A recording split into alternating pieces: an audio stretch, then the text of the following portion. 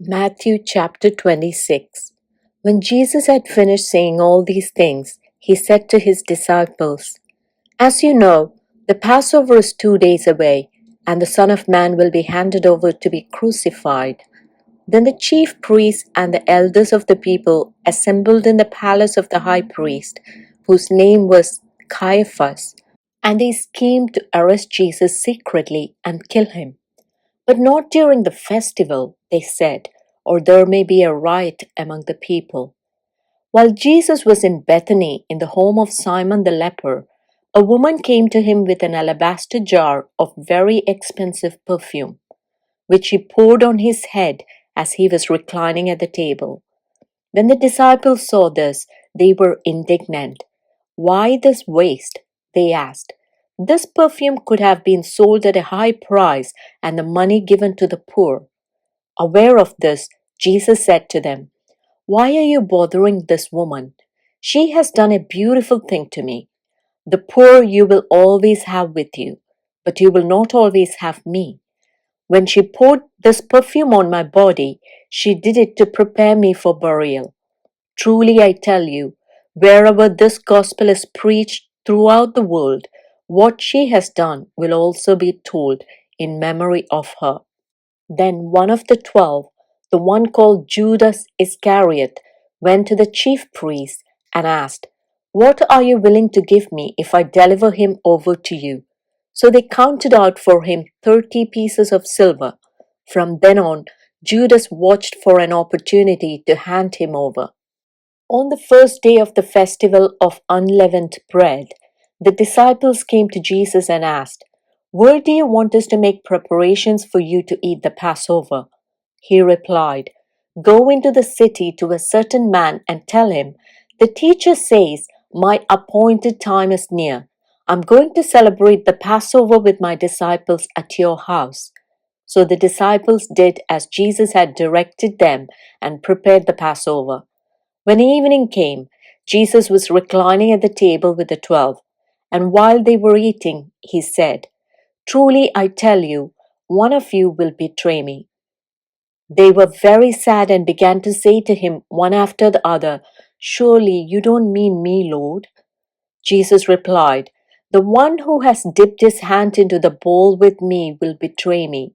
The Son of Man will go just as it is written about him. But woe to that man who betrays the Son of Man. It would be better for him if he had not been born." Then Judas, the one who would betray him, said, "Surely you don't mean me, Rabbi?"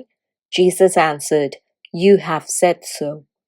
While they were eating, Jesus took bread, and when he had given thanks, he broke it and gave it to his disciples, saying, "Take and eat. This is my body." Then he took a cup, and when he had given thanks, he gave it to them, saying, "Drink from it, all of you. This is my blood of the covenant, which is poured out for many for the forgiveness of sins. I tell you, I will not drink from this fruit of the vine from now on until that day when I drink it new with you in my Father's kingdom." When they had sung a hymn, they went out to the Mount of Olives. Then Jesus told them, "This very night you will all fall away on account of me, for it is written, 'I will strike the shepherd, and the sheep of the flock will be scattered.' But after I have risen, I will go ahead of you into Galilee." Peter replied, "Even if all fall away on account of you, I never will." "Truly I tell you," Jesus answered, "this very night, before the rooster crows, you will disown me 3 times." But Peter declared, "Even if I have to die with you, I will never disown you." And all the other disciples said the same. Then Jesus went with his disciples to a place called Gethsemane, and he said to them, "Sit here while I go over there and pray." He took Peter and the 2 sons of Zebedee along with him, and he began to be sorrowful and troubled. Then he said to them, "My soul is overwhelmed with sorrow to the point of death. Stay here and keep watch with me." Going a little farther, he fell with his face to the ground and prayed, "My Father, If it is possible, may this cup be taken from me. Yet, not as I will, but as you will." Then he returned to his disciples and found them sleeping. "Couldn't you men keep watch with me for 1 hour?" he asked Peter. "Watch and pray so that you will not fall into temptation. The spirit is willing, but the flesh is weak." He went away a second time and prayed, "My Father, if it is not possible for this cup to be taken away unless I drink it, may your will be done." When he came back, he again found them sleeping, because their eyes were heavy. So he left them and went away once more and prayed the third time, saying the same thing. Then he returned to the disciples and said to them, "Are you still sleeping and resting? Look, the hour has come, and the Son of Man is delivered into the hands of sinners. Rise, let us go. Here comes my betrayer." While he was still speaking, Judas, one of the 12, arrived. With him was a large crowd armed with swords and clubs, sent from the chief priests and the elders of the people. Now the betrayer had arranged a signal with them. "The one I kiss is the man. Arrest him." Going at once to Jesus, Judas said, "Greetings, Rabbi," and kissed him. Jesus replied, "Do what you came for, friend." Then the men stepped forward, seized Jesus, and arrested him. With that, one of Jesus' companions reached for his sword, drew it out, and struck the servant of the high priest, cutting off his ear. "Put your sword back in its place," Jesus said to him, "for all who draw the sword will die by the sword. Do you think I cannot call on my Father, and he will at once put at my disposal more than 12 legions of angels? But how then would the scriptures be fulfilled that say it must happen in this way?" In that hour, Jesus said to the crowd, "Am I leading a rebellion, that you have come out with swords and clubs to capture me? Every day I sat in the temple courts teaching, and you did not arrest me. But this has all taken place, that the writings of the prophets might be fulfilled." Then all the disciples deserted him and fled. Those who had arrested Jesus took him to Caiaphas, the high priest, where the teachers of the law and the elders had assembled. But Peter followed him at a distance, right up to the courtyard of the high priest. He entered and sat down with the guards to see the outcome.